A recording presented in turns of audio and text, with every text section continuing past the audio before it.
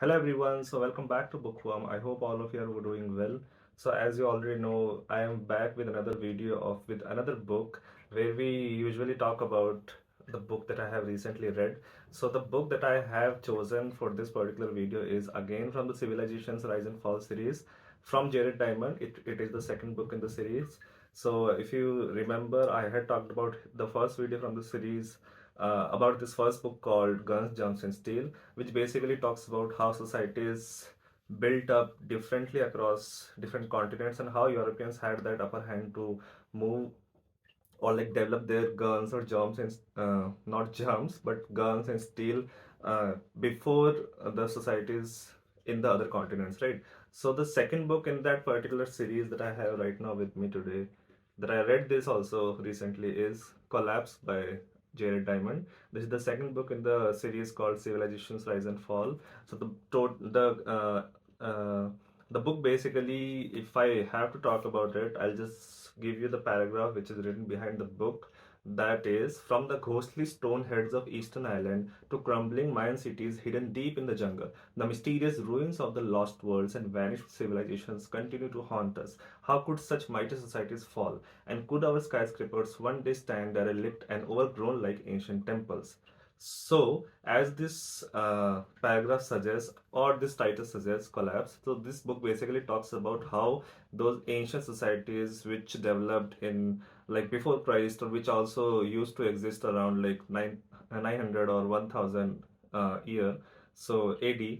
So, what were those reasons that actually led to the demise of those society or like fall of those societies?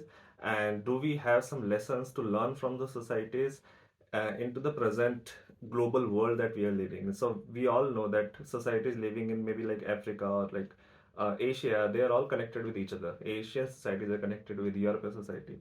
Asian society are connected with American society. So we are kind of living in a global world where an impact on one society can actually like create that domino effect and put that impact on the other society connected to it in this global world, right? So, do we have those lessons to learn from the fall of the societies in the past? So, and like, where are those? What are those values that we need to change and to look upon so that we don't face a similar sort of demise, right? So, that is the entire scenario which is discussed by Jared Diamond in this book. So this book, Collapse, was published in 2004. As I've already told you, it is the second book in the Civilizations Rise and Fall series. Third book, which is Upheaval, which I still need to read in the future, and I will also make a video of that in the future as well.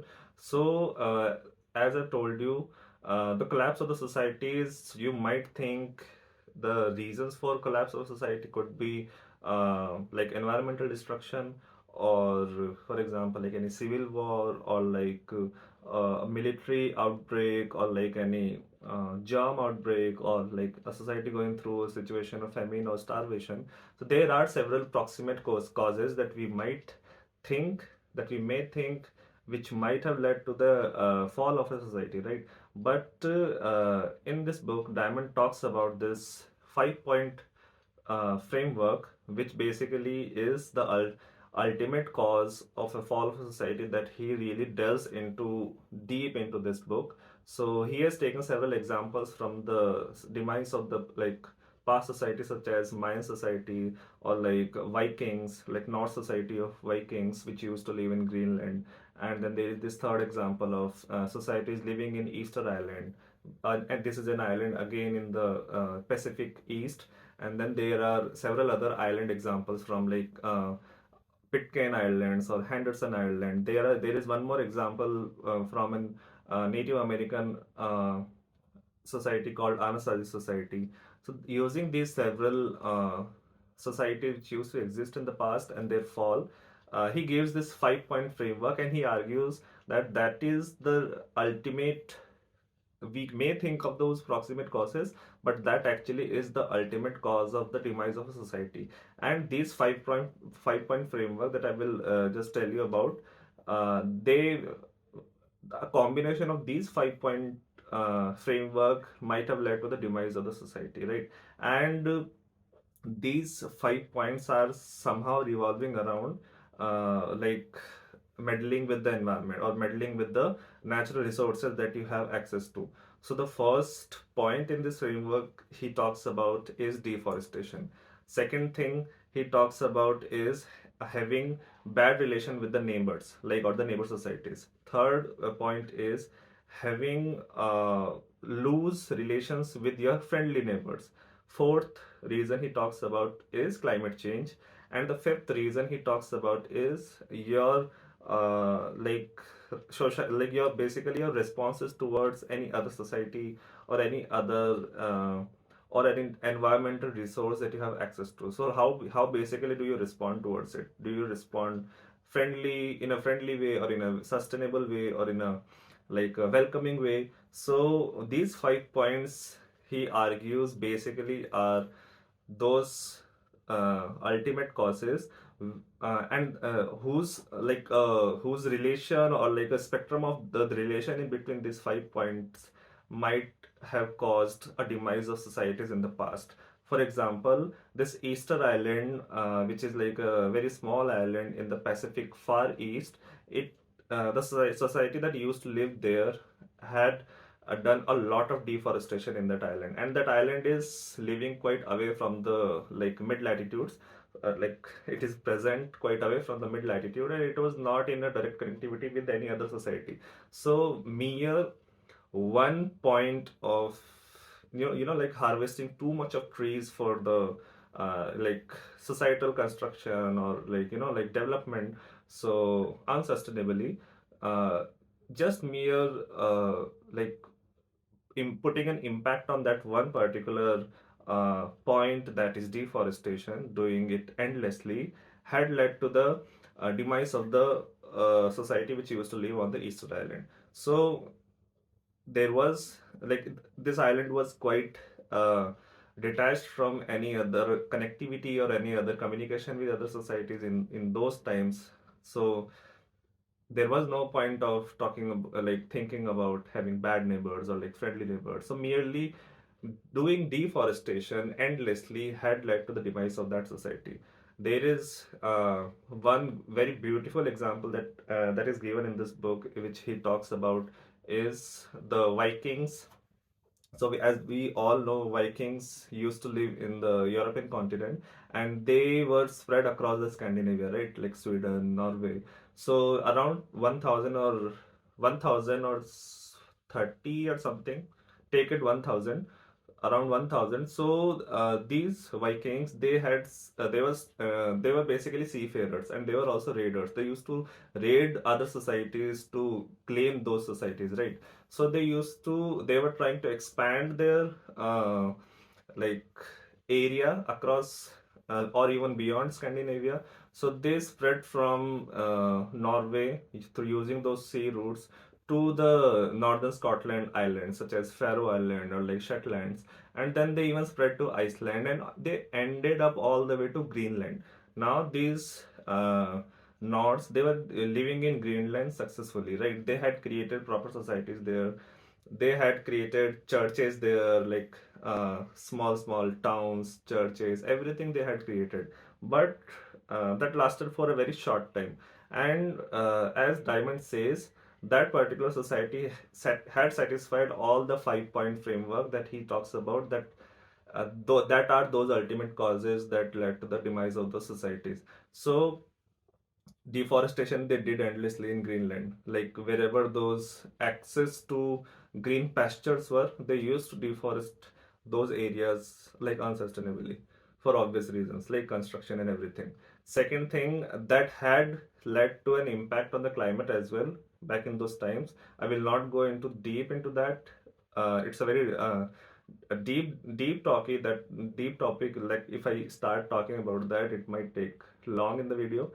Third thing is having bad neighbors. So there was an excess of Inuit tribes, Inuit Native Americans, who also came later in the Greenland area, and they were not having any good relations with uh, Vikings, right?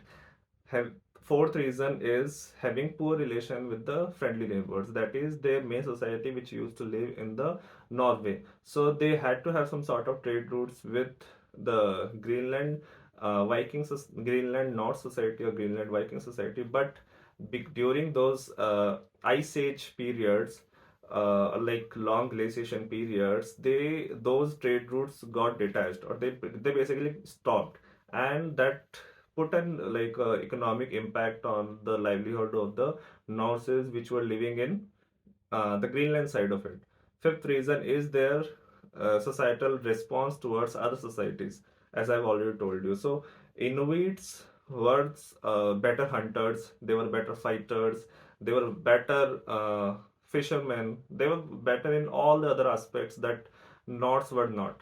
And these Norse Vikings, they had a very bad like view about having Inuits as their neighbors. They didn't want to learn anything from them. They didn't want to have any relation or any sort of communication with them. They basically despised them and they were ready to wage war against them.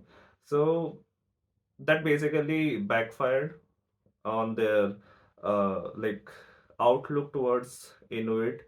So all of these 5 points, Norse Viking society living in Greenland did satisfy, and even after having such a successful, expansion of their society, their presence in Greenland did not last long. It merely lasted for like 200 years or something. So that was one particular society that satisfy all those 5 points. He also talks about Mayan society, Anasazi society, or like societies living in Henderson or Pitcairn Islands, again Pacific Far East Islands. So I will not delve into them much. So later on, Diamonds try to relate this 5 point framework of demise of society in the ancient times to the societies living in the modern world, like societies which are living since 20th century or 21st century. So do we have lessons to learn from those previous societies, and like how their demise actually happened across those 5 point framework? Do that framework satisfy in the uh, current situation of the societies that we have across the world? So he has talked about several societies in the book, like China or the societies in Africa. He has taken example of the genocidal warfare that happened in 90s in Rwanda. It's a very small country in Africa. And then he also talks about these two Caribbean countries which are like connected with the land boundary with each other, in that are Haiti and Dominican Republic, and both of them had like a very contrasting sort of history or contrasting sort of outlook towards their societal development, right? So and there are several other chapters from some other societies as well. So if I talk about the Rwanda society, that society was going through a very major genocidal warfare in 1993 or 1994. So like the society was having a very tremendous population growth, right? And there was no enough food source that was able to satisfy all the individuals which were part of the Rwandan community. So it basically, there is this concept called Malthusian development of society, which means basically that the number of people that are growing is sort of not satisfying the like the amount of food production that is like possible across that society.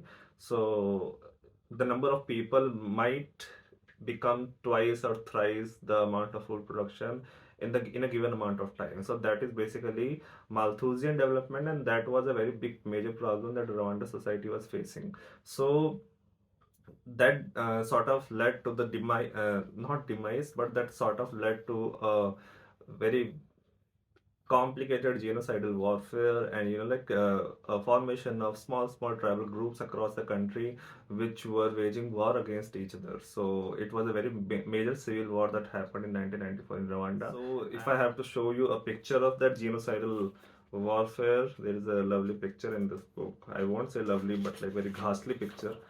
See,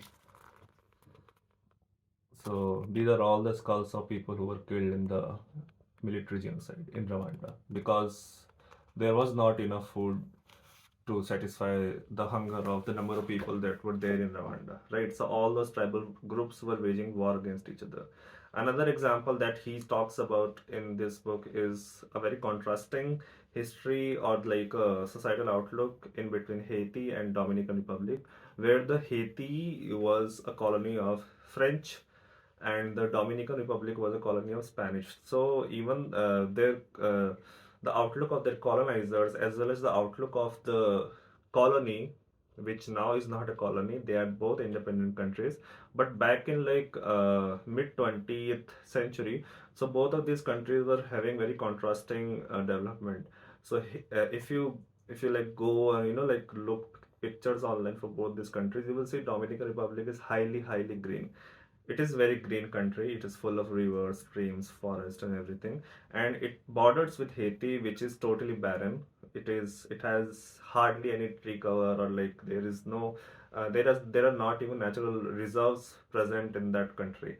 So this through this example, he basically Diamond basically tries to satisfy that last theme, that last uh, point from the 5 point framework, which basically talks about the societal outlook towards uh, environment or like other societies.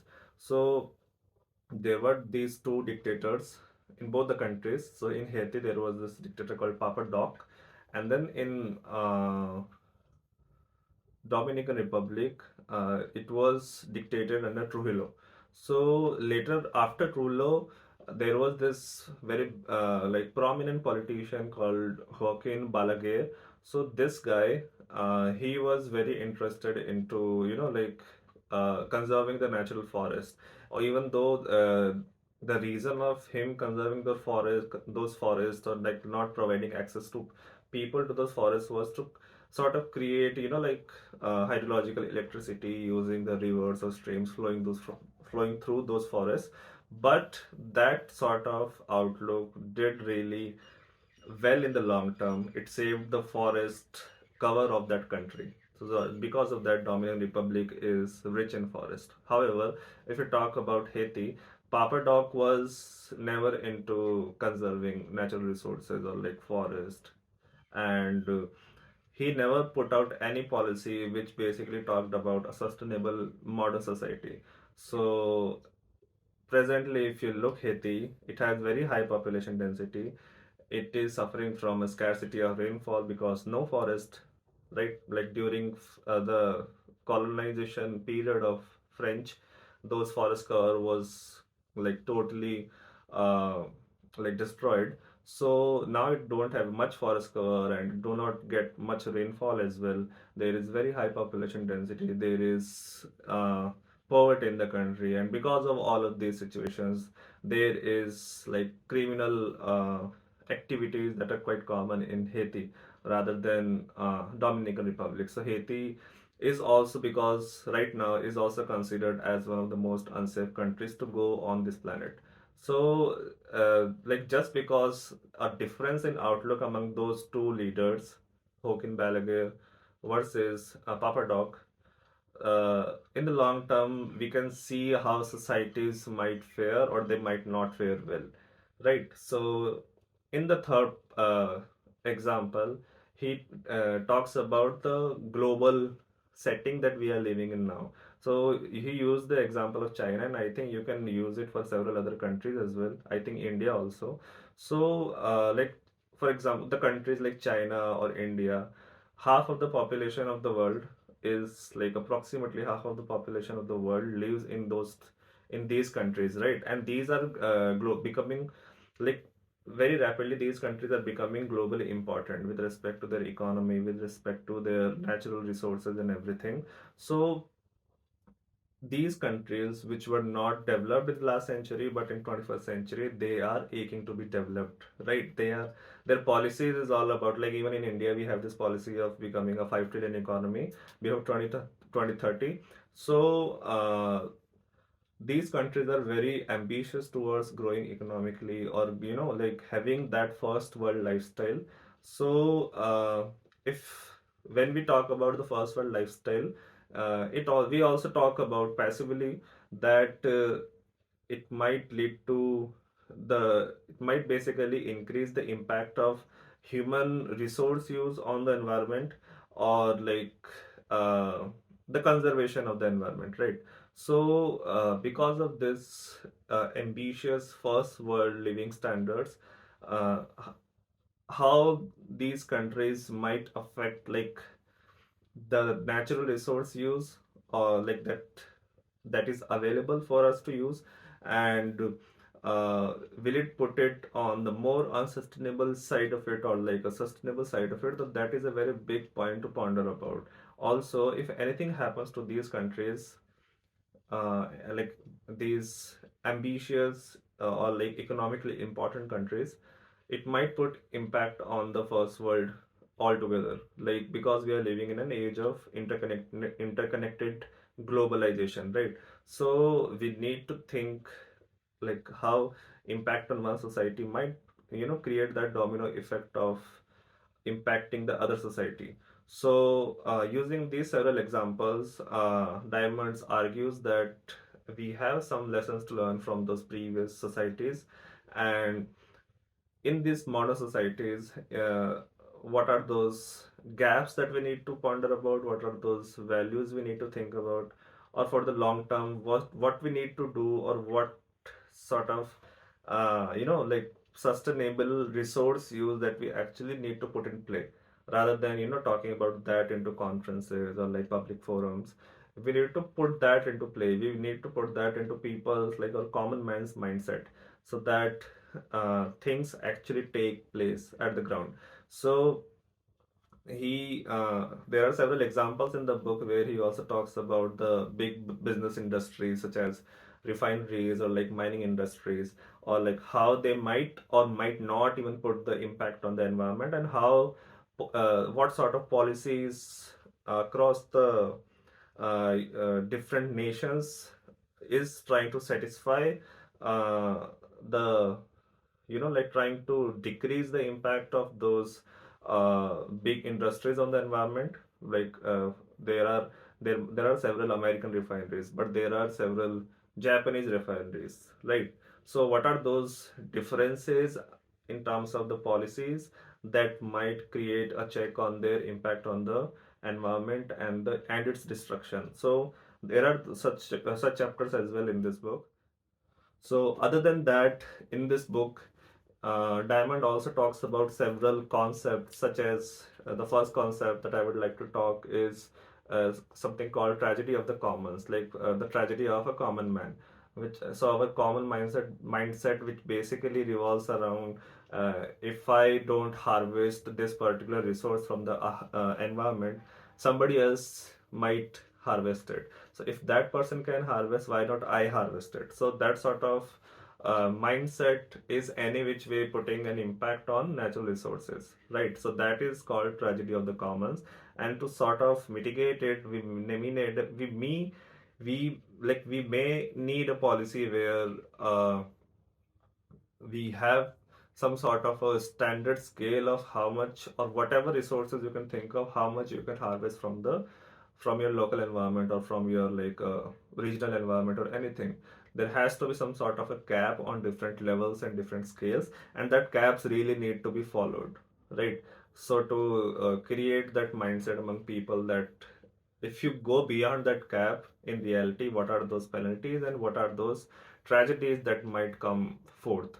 Second thing he talks about is something called ISEP. It is somebody else's problem, which is again sort of revolves around the tragedy of the commons, where uh, if I don't care, somebody else will also not care, or if somebody else don't care, why would I care, right? So it's not, we have this mindset of like keeping ourselves saints of doing something which actually is putting a negative impact on like your society or in your environment. We try to live in sort of a denial state, right?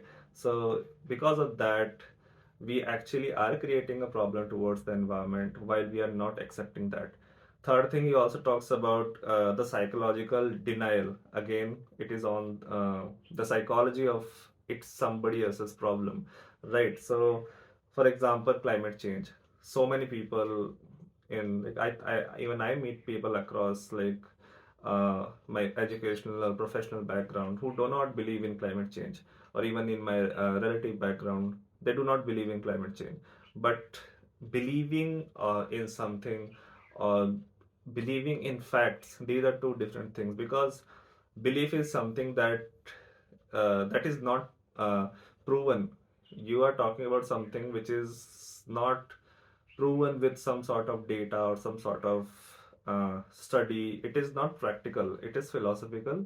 It is not practical. But if you are giving facts, and there are hell lot of facts which relates to climate change, that basically revolves around, like sea level rise or ice melting or like temperatures, uh, greenhouse effect and everything.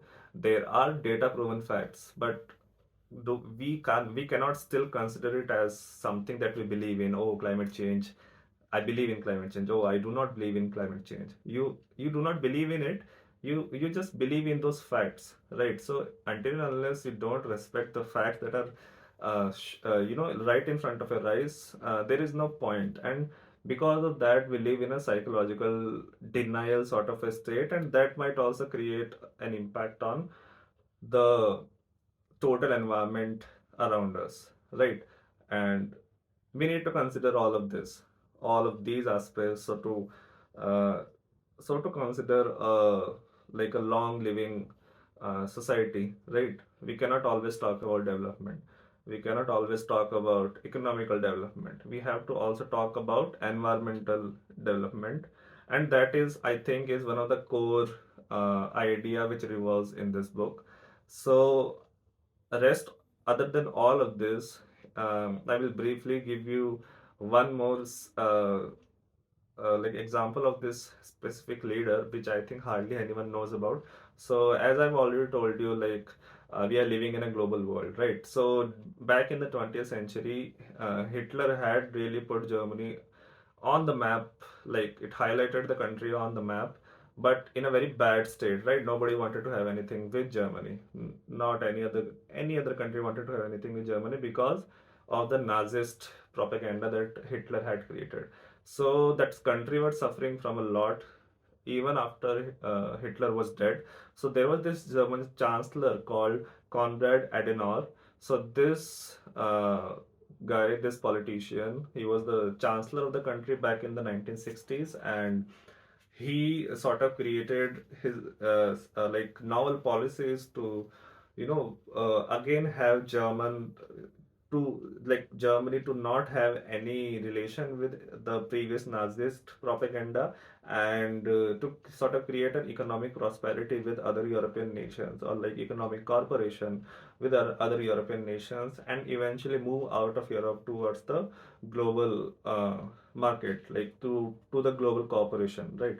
So because of his policies, Germany is now faring well with education, with economy, with market, with its automobile market, or with its society, or even with its environment, I would say. So policies of the people who are representing the nations or even the societies, it really, really, really matters. So, like examples like Konrad Adenauer or like Håkan Balaguer, these sort of people really put out a country on a map, but we need to think that uh, what sort of ideas or policies they are bringing forth that is leading to both economic as well as environmental prosperity. So we need to really delve into this particular aspect in our current modern societies, and if we really want them to fare well. So yeah, like to end up this book, we need to think about that long-term planning, as well as what sort of values uh, that a society might change. What are those rigid values which are really not leading a society towards any better goal, or like a better future? So we even may need to like rethink our core values of society and see, is that faring well in terms of economy as well as environment in the long term, or it is not. So like ending with this, like a topic in your head, I really recommend you to go and read this book. and only after reading Guns, Germs and Steel. And if you want to read that book, you can also check out my other video of that book, which is again on the channel. So after that, you can read this book by Jared Diamond called Collapse. So with this particular note, I'll end up this video. I hope you have liked this video, and if you have liked it, or if you have any more to talk about this book or like this video also, please do comment, and I'll really like reply to your comments. So with that note, I'll end up this video. Thank you. Do not forget to like and subscribe this channel. Thank you.